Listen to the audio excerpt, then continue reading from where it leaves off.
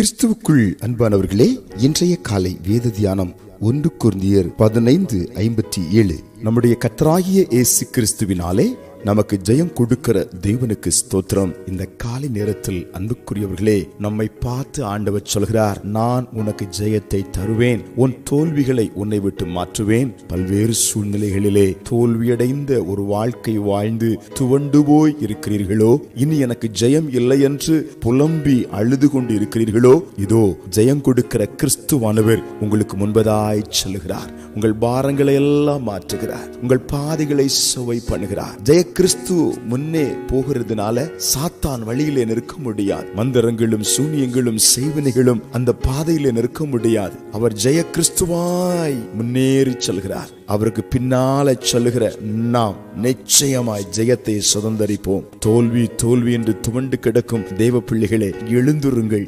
இந்த நாள் நீங்கள் ஜெயத்தை பெற்றுக்கொண்டு ஆசீர்வாதத்தோடு சமாதானத்தோடு மகிழ்ச்சியோடு வாழும் நாளாக துவங்கிவிட்டது.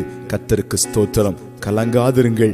ஜெயம் கொடுக்கிற கர்த்தர் உங்கள் வாழ்க்கையின் ஒவ்வொரு பகுதியிலும் ஜெய கிறிஸ்துவாய் உலாவிக் கொண்டிருக்கிறார். ஜெபிப்போம். ஜெயம் கொடுக்கிற எங்கள் தேவனே, இப்பொழுதும் ஜெயம் பெற்றுக்கொள்ள முடியாமல் தோற்று கிடக்கிற மக்கள் மேல ஜெய கிறிஸ்துவின் வல்லமை வெளிப்படுகிறது.